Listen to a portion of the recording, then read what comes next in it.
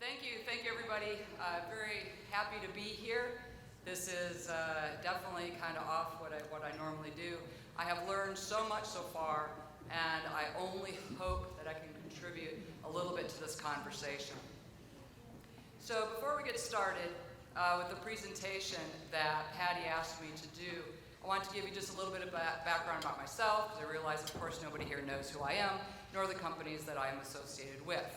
So, been a marine mammal trainer for going on almost 30 years now, and marine mammal trainer educator, which simply means for most of my career, my responsibility has been to train and teach trainers how to teach animals. In addition to that, I'm involved with Dolphin Discovery, ABC Animal Training. I'll be talking a little bit about both those companies, very little. I'll make it extremely brief. And with one of the organizations for marine mammal trainers that's kind of important to us, the IMATA, International Marine Animal Trainers Association. Been on the board of directors for 6 years, been in a leadership role, and that's been going on for almost far too long, about 11 years now. What is ABC Animal Training? ABC Animal Training, it is a foundation for all of the training that we do with our trainers, with our staff. It's a visual guide, it's also a home study guide to teach the science of operant conditioning, positive reinforcement-based training. Also the director and owner of ABC Dolphin Trainer Academy. That is where I take people from the general public, we bring them to one of the Dolphin Discovery facilities. They get hands-on experience with the marine mammals and any of the other animals that we have, depending on what facility that we're at, and really hone their skills and learning that positive reinforcement-based training is really choice. It's giving control over the animals, actually the control the animals have over their environment, over their care, and over their learning. Most of the animals that we use are marine mammals, manatees, dolphins, and sea lions. Again, we also use multi-species depending on the facility. And then who is Dolphin Discovery? Because I figure we're here at SeaWorld, and of course, the default for marine mammals is think that I'm associated with SeaWorld. I am not. I'm associated with Dolphin Discovery. So very briefly, who is Dolphin Discovery? Dolphin Discovery, we are located in 16 countries around the world. We have 24 locations. We have 3 here in the state of Florida. We have a bunch of locations in Mexico. It is a Mexican-based corporation. We have facilities in South America and Europe and the Caribbean. We have well over 600 animals in our care. Again, marine mammals and multi-species. Certainly our specialty is interactive programs. With our marine mammals, we have 2 species of dolphin. We have the Atlantic bottlenose dolphin, and that's the one that you're most familiar with. That's the one that you'll see here. We also have the rough-toothed dolphins. They're over in Gulf World in the Panhandle here in Florida. It's the only facility in North America that houses them. 2 species of sea lion, Patagonia and the California. 2 species of seals, the gray in the harbor, and then we also have manatees. We have the West Indian, a little bit different than the species here. Multi-species, we have a bunch of those. Basically, we call anything that's not a marine mammal a multi-species. And of course, we train everything, and we train everything for interactive programs. All the little video clips that I show, by the way, are the programs that I do. Dolphin Discovery, we do value accreditation, just so that we're all on the same page. What is accreditation? It is a process by which a program, organization, or institution is evaluated by scientific standards issued by recognized experts in the profession and is measured against the established standards and best practices for that profession. In all of our 24 locations, we are accredited by these organizations, either one or all of them, or we are in the process of doing it. You can imagine the amount of time, man hours, and expense that goes into this. I believe accreditation is a big part of your world as well. Just briefly, just to let you know about these, the Alliance of Marine Mammal Parks and Associations, they accredit with 14 different standards, basically best practices. Then we have the IMATA, International Marine Animal Trainers Association, which accredits your trainer development program, again, making sure not only are your habitats the best quality for the marine mammals that you're taking care of, but also that the trainers have the best skills and the best knowledge available to provide excellent animal welfare for all the animals that we take care of. The Association of Zoos and Aquariums, AZA, kind of like the Alliance of Marine Mammal Parks and Aquariums. They definitely look at best practices, they also look at your finances to make sure that you are financially able to take care of these animals. Each and every one of us knows here it is not cheap. And the latest one, it's a new one for us within the marine mammal industry, American Humane. And American Humane, what they do when they accredit a facility is they look at behavior and the environment. So how does the animal interact with its environment? So these accrediting agencies are very, very important to us, and they are a whole lot of work. But anyway, if you are looking for marine mammal facilities that you want to participate, you want to endorse, those are good things that you might want to take a look at to see if they are accredited by these facilities. Doesn't mean if a facility is not accredited by them that they're not good, right? But it gives you kind of a guideline with which to go. Of course, being a marine mammal facility, we also do rescue, rehab, and research. Very briefly on that, of course, in the country of Mexico, these are all the states that we deal with. All the little icons are all the governing agencies within Mexico and the U.S. And here in the U.S., we are in Florida only, and we'll see if it stays that way. The other two things about dolphin discovery, in addition to the marine mammal trainer education that I run, ABC Animal Training, is we also have MARVET. MARVET is an organization that will teach you if you're a veterinarian and you want to learn the particulars about being a marine mammal veterinarian. You will come to one of our facilities, you will work alongside a marine mammal vets and learn how to take care of those animals. We've all been the subject, or I don't know if we all have been, I certainly have been. As I said, I've been in the business almost 30 years now, and definitely since I started, we've been under the microscope of the animal activists. I haven't had my physical address or my telephone number published in forever, and we did enjoy a little bit of freedom when we first moved to Mexico as far as the animal rights people. But as one of the gentlemen pointed out, you know, what happens here is eventually going to happen there. I guess we're blaming Great Britain first, England, here, and then there. But at any rate, it's definitely going to go there.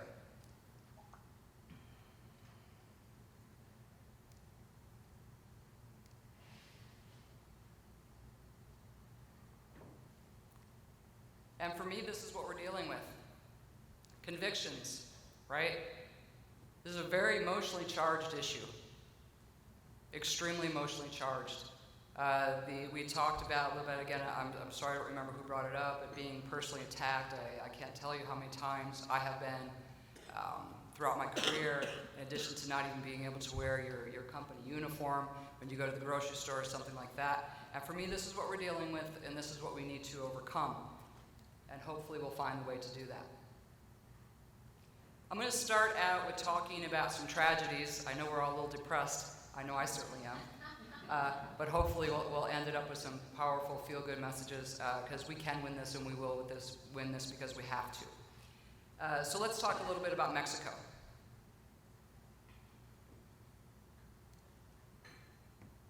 There's a political party. Actually, there's a bunch of political parties in Mexico. There's about 7. And the one I'm going to refer to is called Partido Verde, or the Green Party. The Green Party, they ran a campaign in 2015 to end exotics in circuses, and the next video I'm going to show, again, there will be subtitles, and to show you the TV ad that they did. No todos se divierten en los circos. No son 3 tristes tigres, son muchos más. Las tradiciones reflejan el corazón de un país. Entonces, ¿por qué mantener una tradición que lastima, que priva la libertad, por un circo sin animales? Partido Verde. All right, well, they won. The law passed. And typical standard, that's all they did. They just said, hey, circus owners, you cannot have any exotic animals, made absolutely no provisions what was going to happen to the animals afterwards. We're talking well over 1,000 animals. The latest survey, I guess it's a survey because nobody knows what happened to them. They believe that 87% of them are dead. It's extremely tragic. What I'm going to show next is a short little video. Again, this is another investigative report by a reporter trying to find out what happened. ¿Qué pasó con los animales de los circos después de que prohibieron que formaran parte del show? Mira este reportaje especial que nos preparó Ana Lucía Hernández.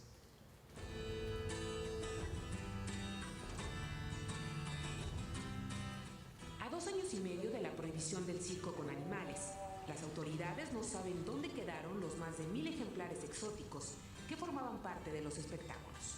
La Procuraduría Federal de Protección al Ambiente, Profepa, afirma que se trató de una ley innecesaria. Nosotros consideramos que no fue la mejor manera. Realmente, como fue diseñado, pues no garantizó en mucho que los animales pues estuvieran en mejor condición. El Partido Verde reconoce que la propuesta fue incompleta, pero logró su objetivo. Que pudo haber sido mejor, todo es perfección. Todo es perfeccionable, perdón. Todo en la vida. No se puede asegurar que murieron, pero tampoco podríamos asegurar que estén vivos, ¿no? No. Armando Cedeño tiene un circo desde hace 19 años. El día que entró en vigor la ley que prohíbe el uso de animales en los circos, él ya se había deshecho de la mayoría. Pues mira, yo al final los vendí, o casi los regalé, se podría decir. Tuve que vender mis 8 tigres, unos tigres que costaban alrededor de 100,000 pesos cada uno ya amaestrado, y los rematamos por 10,000 pesos, pero al final ni sabemos dónde están. Después supo que podía conservarlos, que la restricción era solo para el espectáculo y solo para animales silvestres. Considera que la medida no tiene sentido. Prohibieron solamente los exóticos.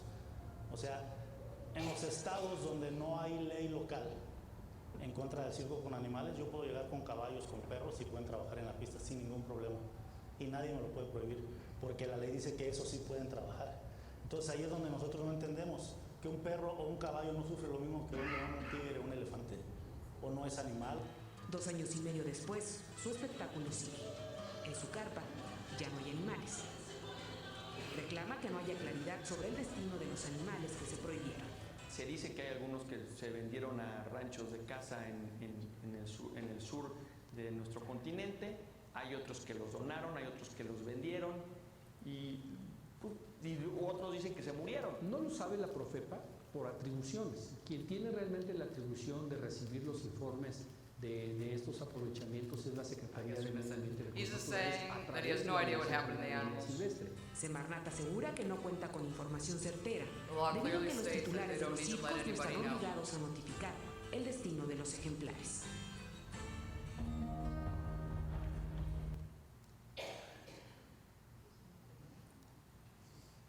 So again, we know about the results, consequence of the animal rights people. They don't care what happens to the animals, right? All they want. I mean, you saw the interview with the guy from the Green Party. No, we don't know what happened. You said no. He just shrugged. We don't know. We don't care. This was the result.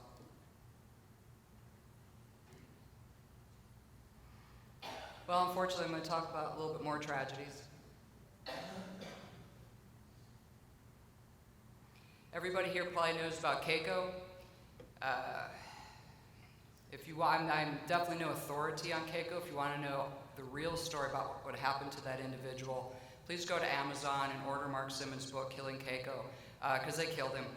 He was living 23 years under human care in Marino Aventura in Mexico City. And due to the political pressure, the company, they let him go. 23 years living under human care. Within a year, he was dead. He died a very lonely death. He was malnourished. He couldn't find enough food. He found other pods. He had a long trip. First they put him in Norway, then Iceland. His whole story is horrific. He found pods, he found other animals, but he didn't stay with them. He was looking for people. One of the things that probably drives me the most crazy about this, in addition to the fact that this was an amazing animal, is the lower right-hand corner. You see the rock pile. That's where they buried him. We have laws. We have rules. When an animal dies, we're responsible for that. We're responsible for the necropsies. We're responsible for reporting that. This happened in Iceland. Obviously, there's no rules there, or I'm not even sure they would have followed it at any rate. So we have no idea. All that data, all that information is lost. It is gone. A little bit more tragedy. This is back in 1996. These are 2 dolphins named Buck and Luther. This is Sugarloaf in the Florida Keys. They were originally Navy dolphin. None other than Rick O'Barry of the Cove fame, him and his buddy Lloyd Good, they decided one day, they didn't cut the fences. No, they captured them. They put them in boats. They drove them out. rode him out, dumped him off in the ocean someplace a couple miles out. See the photos on the left? Luther, 1 week post-release, he lost 50 pounds, and he has boat prop wounds. Why? Because they're going to marinas looking for people for socialization and looking for food. Buck, he didn't do as well. 100 pounds, that's 2 weeks, 100 pounds underweight with the boat prop wounds. 100 pounds underweight. If this was a stranded animal, I pretty much guarantee you there would have been a very serious discussion about euthanizing, and he probably would have been euthanized. Well, so what happened? Again, these guys are out there, they're looking for people for food, they're looking for people for socialization, and so the governing agencies went out and they said, okay, we can't have this, right? It was illegal when Rickleberry and his buddy let him out. And so what did they do? Well, they called on us, of course. They called on, in this case, Dolphin Research Center in the Keys. So what did they do? They dropped everything, uses their manpower, their resources, their finances. They went out to go find him. This individual dolphin did not know that trainer. This individual dolphin did not know that boat. But the dolphin was hungry, right? So the dolphin does what it's supposed to do. It knows people because we are reinforcing its environment, and followed the boat back. What happened to him? Luther, he went back to the Navy. The Navy said, heck, we'll take him back. And he probably served his country until a couple years ago when he passed away. And unfortunately, Buck, he died about a year later living under human care with Dolphin Research Center due to the malnourished state that he was in.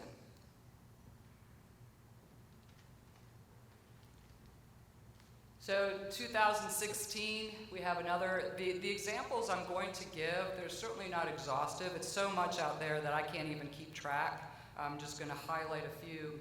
SeaWorld San Diego, this is probably everybody knows about this one. Orca Protection Safety Act, we've talked about this. They give these really lovely names. And this was really led by Richard Bloom of Santa Monica, the Animal Welfare Institute, with no breeding for the killer whales. So what are they doing? They're effectively saying that these guys are going to die the same tragic deaths as the others because they're eventually going to die alone if they're not allowed to reproduce. This, of course, is contrary to animal welfare. Canada just recently, they've been fighting this for a long time. Canada just lost. The short title of it was Ending the Captivity of Whales and Dolphins Act. It was introduced in 2015. It took 4 years. And they will have, just like England, they will have no cetaceans living under human care.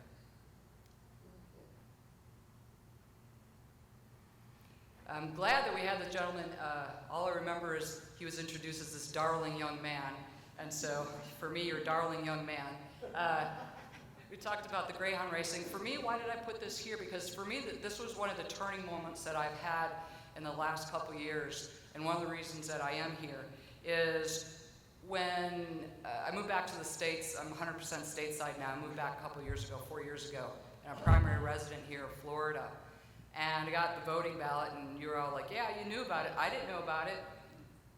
Maybe I should have. Maybe I do live with my head buried in the sand, because when I'm in Florida, I just like to kayak and fish. But wow, I was very shocked. I wanted to know about it because I knew with the language when I went to go vote that a lot of people were going to not understand what it was about.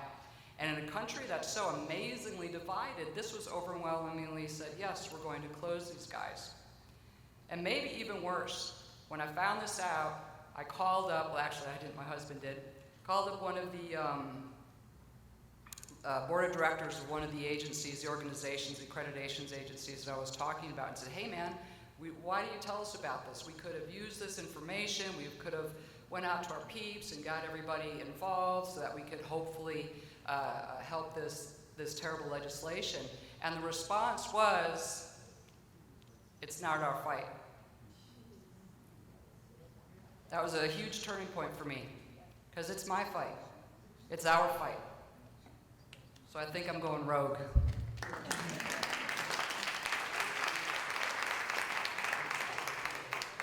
So we've talked a lot about this. What's up with the animal rights movement? The numbers that were just posted, I took a picture of it because it's overwhelming. You know, our world really is really social media now. It's driving everything, is it not? And they say that nearly half of PETA's animal revenue are the online videos. They always have a common theme, right? We're terrible. We are evil. The animals are always suffering, the animals always need to go away, and then once they go away, we never hear about them again. We get a lot of videos of abuse, but we never see what happens to them. And then the quote by this gentleman, John Katz, "People are dehumanized from a movement that claims to speak for the rights of animals, but wantonly denigrates and tramples the rights of people." Again, I have a pretty big problem with that. I'm going to go briefly over companion animals. You guys know this better than I. I guess I don't really need to read that. Out of time, let's just go a little bit quickly because I'm going to show a video clip, which is going to take a little bit of time, of how PETA is against companion animals and service animals. So again, this is just going to say that she feels, they don't have any choice, they don't have control. This is the silliest thing ever. Leave this one up for a second. They never consented to being adopted by their owners, but they're all happy for a warm home, free care, and a bowl of food. The idea of consent is something uniquely human. If you've ever trained an animal, you know that that is completely incorrect. So let's go ahead and watch this video, and I'll talk a bit about it afterwards.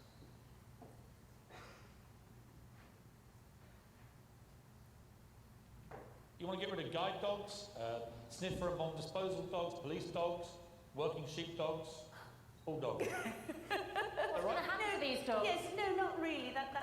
That's quite a broad sweep of. But they all fall under your umbrella of dogs that have not given consent to do highly valuable work. I mean, that is your all-encompassing role, right? Well, my point is that I'm very uncomfortable with the idea that we use animals. We've used animals for a long time, and back, war horses and pigeons and dogs in rockets and things like that.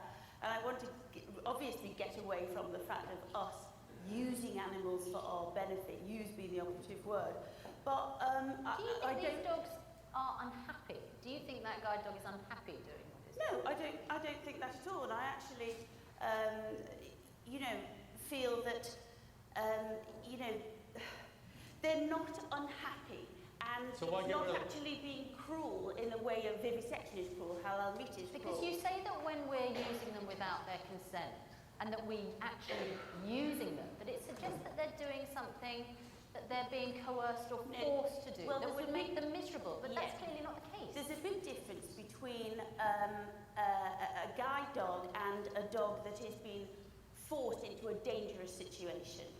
Like a police dog or so you don't want to ban guide dogs, you want to ban bomb disposal sniffer dogs? Yeah, and I don't actually want to ban guide dogs. I actually feel that there's a couple of issues with the welfare of them, but actually apart from that, for the human benefit, I think that surely some kind of modern technology can take over and benefit every blind person, because at the moment, a dog does not suit every blind person. What are your welfare issues with guide dogs?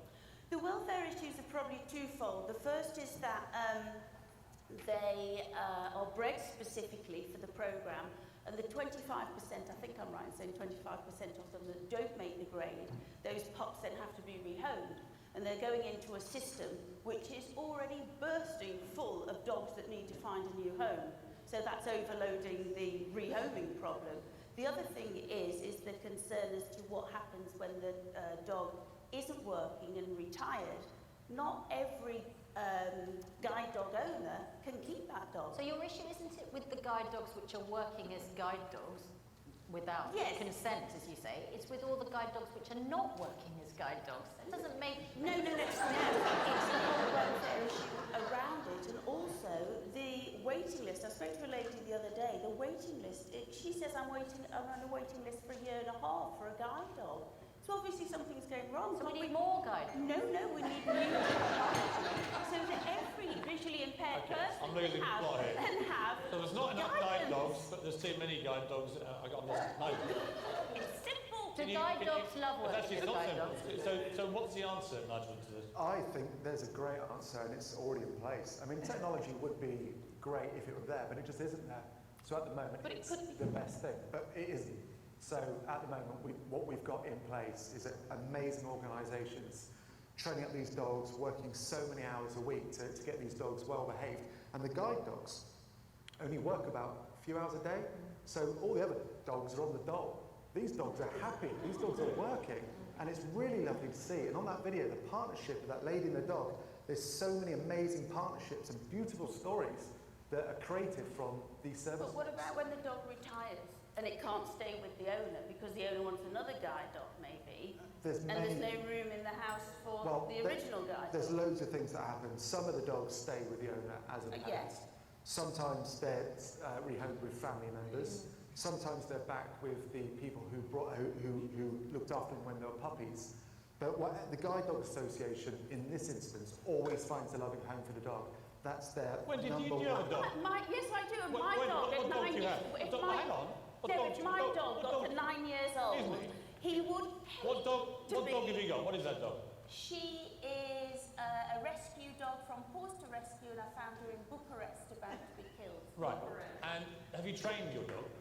Well, not Have you tried to? extensively, Have you tried to train your dog? Only to sit. Only to sit. Did you get consent for that? A lot of it's for her safety as well. Did you get the dog's consent? Your dog's consent No, to but sit? To obey your human orders? Cruelty. What? No, not bothered about that. You're talking about consent. You have a big issue with dogs consenting. My argument is everybody in the world But to be trains put in a their dog. dangerous situation. You trained your dog to sit without getting any consent from that dog. No, you're just making a big stupid statement because... I'm exposing the hypocrisy of your statement. No, you're not at all, because Do you ride dogs horses? who are put... Do you ride horses? Dogs who are... Do you ride horses? No, dogs... Have you ever ridden horses? Yes. Right. But I plod Did you through get a the horses? forest. Did you I get- do not Did you put get that the horse horse's consent? in a dangerous Did situation. you get your horse's consent to ride through the forest? You're totally off the argument. Did you ask the question? Ask the question. No, you're completely off the argument. Did you ask your horse's consent to ride through the forest? Well, seeing as he doesn't speak You human, clambered on top then of I your couldn't. horse, right? And you charged along on top of it without In any potentially consent. dangerous situations, to be fair to that. No, because I'm a responsible rider and a responsible Oh, so owner. because you're responsible, then it's fine to not get consent. No, you're really, really mixing up the issue. Am I saying consent? It's partly about consent. So if There's it's partly a big about issue consent, around it. partly about consent, unless it's your animals and you're riding them, you're ordering them to do things, in which case consent goes out the window because you, Wendy, have decided you know better than the animal and they don't need to give you a Well, I consent. know whether or not I'm putting my animal or any animal in a potentially dangerous or vulnerable situation. Right, so because you're a sort of saintly figure when it comes to your animal ownership, we should all relax. Yeah? Maybe. Nigel, does Wendy have a point about animals which are genuinely in very dangerous situations, in war zones, for example? Yes, but what is the alternative again? And if there is an alternative, like machines, which they do get to go in there, then fantastic. And I think they would rather do that, but it's about a cost thing. But again, it's cost as opposed to a sentient being. Oh, you know what, Wendy? Why don't we just let guide dogs do their fabulous work for people who are blind and rely on them and can then get out and about because of their guide dogs? The guide dogs always look happy to me. The people that they're helping look happy to me. They seem to thrive on it. Why don't you just continue riding your horse without its consent, telling your dog what to do without its consent, and leave people who are blind to have the dogs that help I them? want everyone who is blind to be able to be guided, and I think the future of that is in developing technology. All right.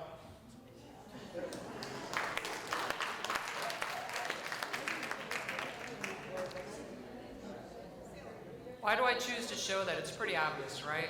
Right? It's a pretty lame argument. It's based on narrow understanding, falsehoods, a conviction. If this woman was talking about a dolphin, if this woman was talking about a whale, I ask you if the news commentators would be so readily to back us up. No, they don't have a dolphin in their backyard, right? So, we as the marine mammal industry have been doing a lot of things not very good.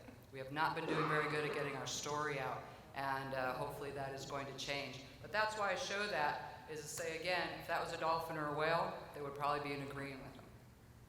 There's been a lot of third-party bans recently. We talked a little bit about TripAdvisor, Airbnb, Munchkin sippy cups, the packaging. When you go to buy a Munchkin sippy cup, that's what that picture is. It's all about how whales and dolphins should not be living under human care.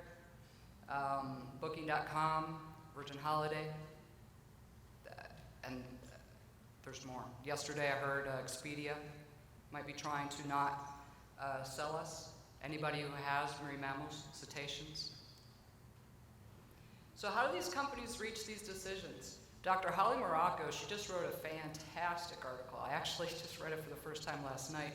Been a little busy.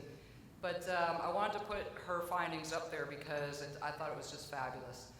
So she goes on to say that who are they consulting with? They're certainly not experts in modern zoos and aquariums. Usually they don't have scientific background or perhaps none at all. And a lot of the times, again, this is a resonating theme. We've had it throughout the day. They all make their money from anti-zoo and aquarium nonprofits.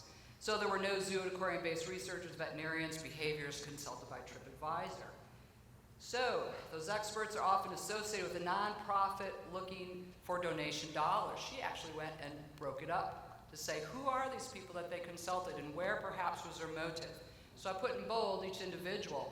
So the very first one, I'm sure we all know that name, right? She runs tour operations, swim with wild dolphins. Don't even get me on that topic, okay? But she promotes that, so that's what she needs her money for. The other gentleman is simply a businessman. Then we move on down to this guy, and I'm going to talk more about whale dolphin conservation in a bit. He has published one non-peer-reviewed thesis on some observations he did in whales. The other guy, no peer-reviewed papers. The other one, no scientific background. The last one has a little bit of scientific background. She did some studies, some observational studies back in the day when we very first started. They were called Swim with Dolphins back then. Most of them started here in the Florida Keys by my husband. And she also runs a nonprofit for free dolphins, whales, and elephants.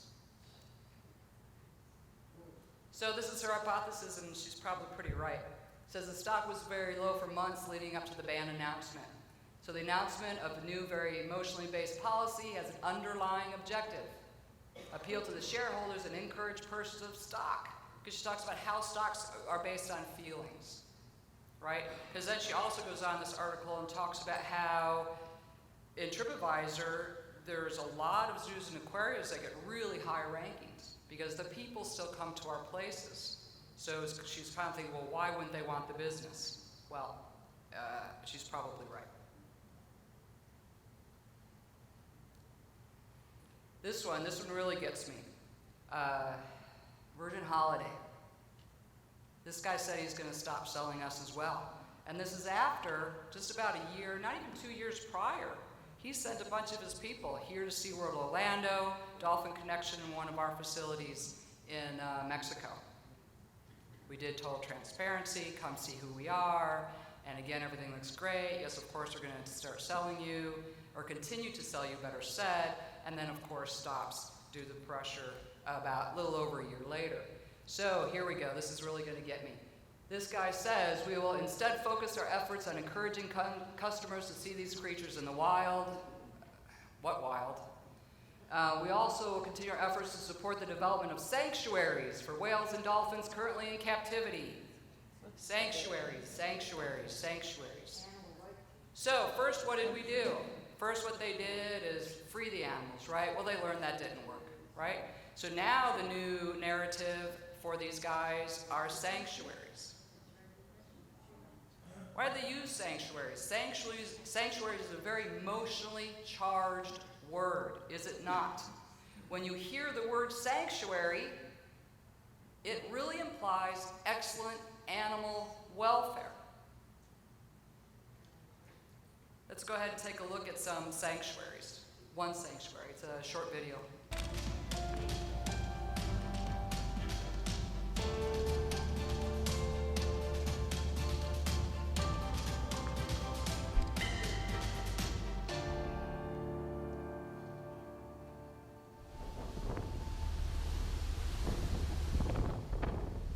This is a really exciting project. It's a groundbreaking project, and we are hoping to bring the belugas, little white and little grey, from their aquarium in Shanghai all the way to Iceland, where they can live in a much more natural environment. They will have a lot more space and behave much more like wild belugas.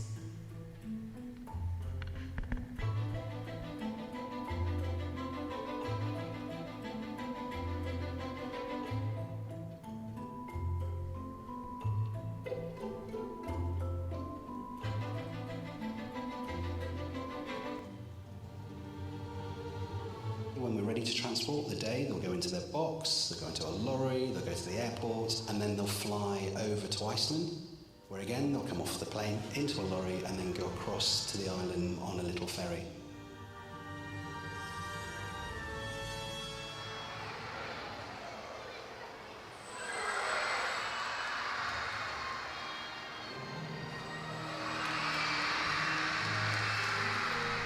There are many people involved, lots of experts on moving animals, flying planes, driving lorries.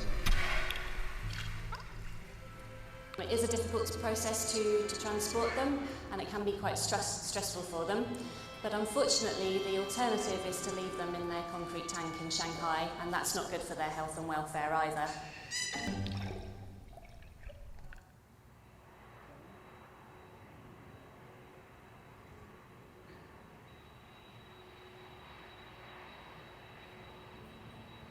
It's an epic journey for them. 6,000 miles, you know, they travelled by truck from the aquarium to the airport. The flight is definitely the longest part, but it's the end of the longest part when they land here in an hour, but then the road journey and the ferry journey should be fine. Everything is clear and the weather is good, so it should all be okay.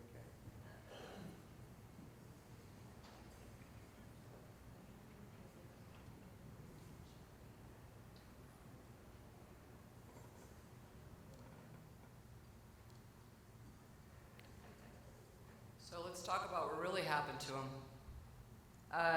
Definitely, as far as I know, the largest, longest transport of marine mammal in history. My friend organized and did the transport. First of all, they're in a pool. They're in a covered pool. They are not out in the sea pen. They're not out in the sea pen due to severe weather, because I guess Iceland gets some pretty bad weather up there, right? Their plan is to put them in a sea pen apparently where Keiko was, where Keiko died. So if the weather is so severe, they're going to be able to go out there, feed them? Are they going to be able to go out there and do any interaction? Merlin Entertainment, by the way, is paying for all of this, paying all the salaries. Think back about the video that we showed of the Seeing Eye Dog activist, right? It was kind of okay that she had them. This is the same case. Now it's okay. They have these two whales. So their plan to gain a little bit of revenue is to bring boats out to the area. That's going to be great for them. And to go, I guess, wave at them, I don't know. And of course, no breeding. They are two males, so they are going to suffer the exact same fate that the others did. They will die. They will die a lonely death. And this is absolutely not animal welfare. Let's say that where they were at, let's say the training wasn't that great, let's say the habitat wasn't that great. But again, there was no, what happened to educating, right? That was never, ever, ever the plan. There was never a plan to even relocate them in China, because China does have some nice places, it really does. That was never the plan. So sanctuaries, we need to get this word back. The activists are stealing so much from us, including this lovely word sanctuary. Well, guess what? I am sanctuary. I am sanctuary for my dog. I provide excellent animal welfare. I am sanctuary for my cat. I am sanctuary for my dog, or my dolphins, my sea lions, my manatees, my macaws. You are sanctuary. Don't let them keep stealing these things from us.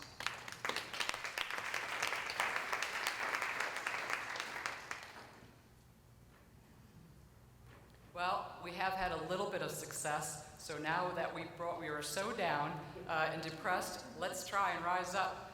Let's talk a little bit about some successes. This one I liked. I just pulled this off the internet, and I liked it because of the gentleman I'll talk about in a little bit and how he succeeded in this in the little tiny state of Rhode Island. And again, we all know about these. You guys know much more about these things than I do, about these lovely little words, Circus Cruelty Prevention Act. Yeah, I'm against that too, right? It's in California, Illinois, and Texas. I'm not sure of the status of that right yet. Its function is it's the purpose, illegal to use wild exotic animals in traveling act, sponsored by PETA, of course, in some place somebody called social compassion and legislation, I guess. All right, what's the consequence, right? That the harm animal education centers that promote wildlife conservation through carefully managed animal ambassador presentations, including animals such as llamas, camels at fairs, etc. Well, this gentleman, he goes on to explain, this gentleman, Dr. Jeremy Goodman from Rhode Island Zoological Society, why they won. He says, first of all, what they did is they collaborated with the Audubon to express their outrage, right? He definitely told them that they were misled by HSUS. He says, I applaud calling out HSUS and PETA, their ulterior motives. It was our experience that all the legislators believed this was about animal welfare, again that word, and they were surprised to hear our objections.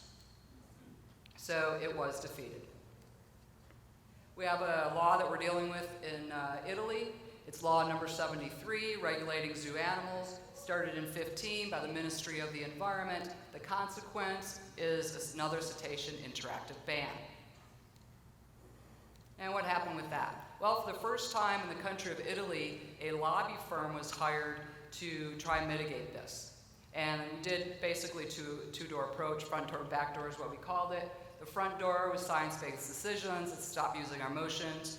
Let's use some science here to understand the policies that we're making and how they affect the animals and the people. And then, of course, the back door is really to undermine these political alliances. Well, in 18, it was defeated. It was defeated by the same legislators who wanted to have the cetacean ban after we showed them all of the information, the science, and got rid of these political alliances. They're like, oh yeah, hey, guess what? Maybe we should allow interactives. Yeah, let's allow interactives. It was short-lived.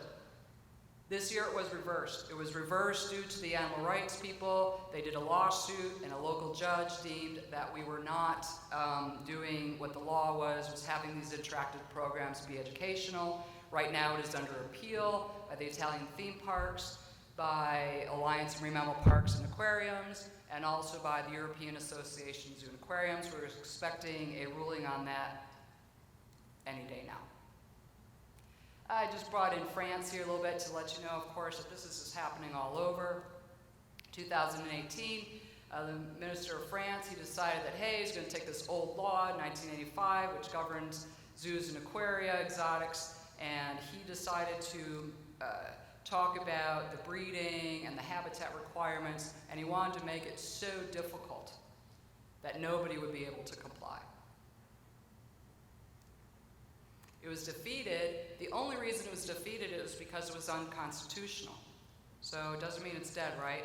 It just means that we got a little bit breather in the country of France. Hawaii. Hawaii's been under some severe stuff for a long time. They've really been targeting them since 2014 up until present day, 2019. I didn't bother to name all the bills. I have it on my computer if you are interested, because all of them say basically the same thing. They all have a little bit different verbiage, but they're all about no breeding and no transportation, because again, we all understand what their end game is. So the end game is, of course, the population would die out. It's not allowing them to even move animals or biological samples from one facility to the next. So what happened? Well, Hawaii, what they did is they hired their own lobbyist, right? Why? So that we can become informed, so we can attend hearings, so that we can have a short list of testimonials when we need them, either digitally or video or something like that, so we can start moving a lot more quicker than we have been, because we've been moving at a snail's pace and always behind, never in front. They created an ocean action team. The Hawaii Technological Academy partners, basically they take 7th graders, bring them to the facilities, and allow them to interact and know about the animals. So far, it has been deferred this last year.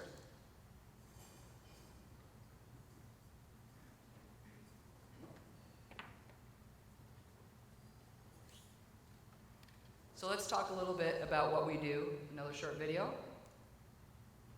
My name is Dr. Robin Ganser, and I'm the President and CEO of American Humane, this country's first national humane organization. I've dedicated my life to helping animals, and I wanted to share some facts about zoos and aquariums that I think you should know. 170 million people visit zoos and aquariums in the United States every year. That's more people than go to professional football, hockey, and baseball games combined. Globally, 10% of the entire world's population visits zoos and aquariums each year. That's more than 700 million people. We all love seeing amazing animals, As the leader of American Humane, I can't tell you how many people I've met who dedicated their lives to animals after being inspired by a trip to a zoo or an aquarium. In fact, many of the world's leading conservationists and wildlife experts like Jeff Corn and Jack Hanna became advocates for this very reason. Zoos and aquariums are also responsible for a number of programs that have reintroduced endangered and threatened species back into the wild. Animals like the Arabian oryx, thanks to the Phoenix Zoo and World Wildlife Fund. The African penguin, because of U.S. aquariums and sandcod. The whooping crane, thanks to my friends at the San Antonio Zoo. And the golden lion tamarack, through a program at the National Zoo in Washington, D.C. At a time when our planet is facing what scientists call the sixth mass extinction, the worst species die off since the loss of the dinosaurs 65 million years ago. The good work the zoos and aquariums do is crucial. Despite all the good work zoos and aquariums do, there are some radical folks out there who are trying to shut all of them down, no matter how well they treat the animals. These people are being driven by an extremist philosophy, not by what's best for the animals. As an animal advocate, I can tell you that we need more research at zoos and aquariums, not less, and that countless animals are saved every year thanks to their rescue and preservation programs. American Humane created a rigorous certification program so people have a way to recognize the very best zoos and aquariums around the world. I really encourage you to visit them and be proud of your support for conservation and threatened species. These animals are counting on us. Please, don't let them down.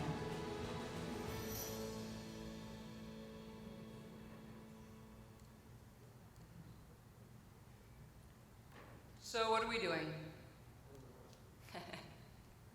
Well, in Mexico, this is all very new, because again, Mexico is under a lot of pressure as well, a lot of no breeding legislation that they've been trying to win.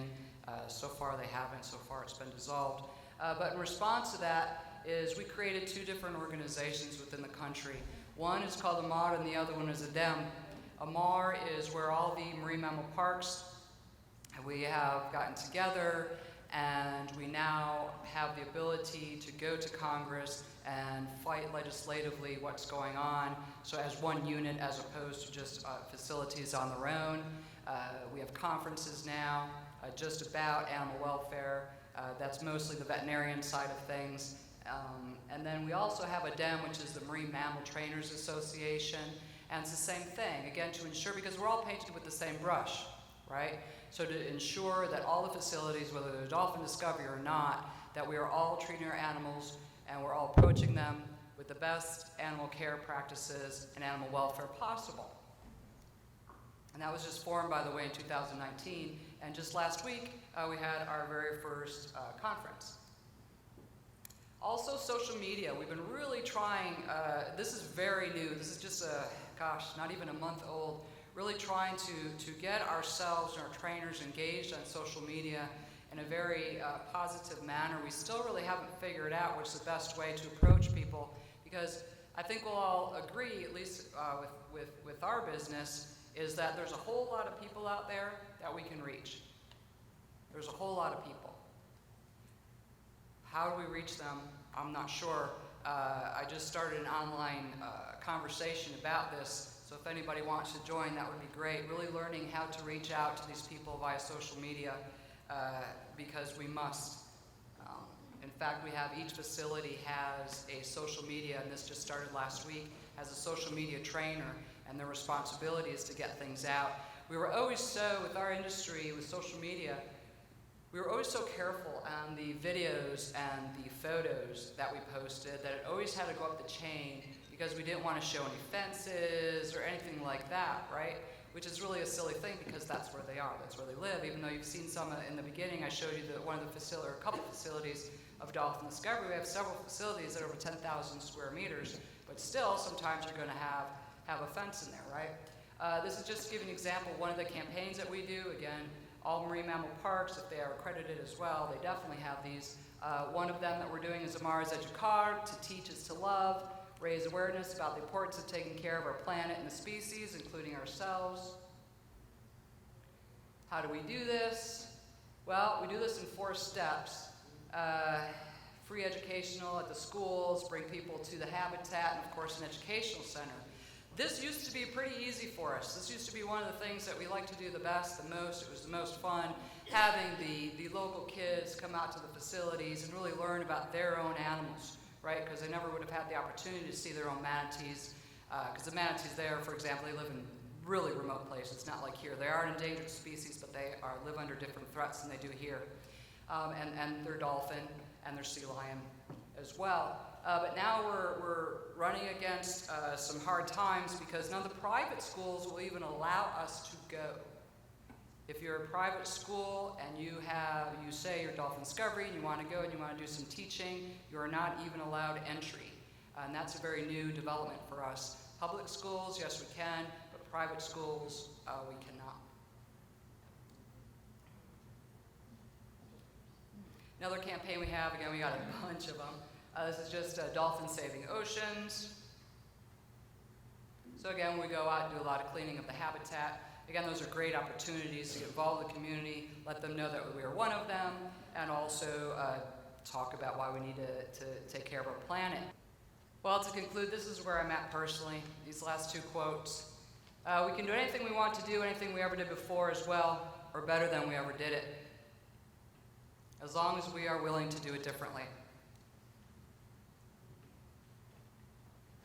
And doing things differently, it starts with seeing things differently. We need to challenge our perceptions and re-examine our assumptions.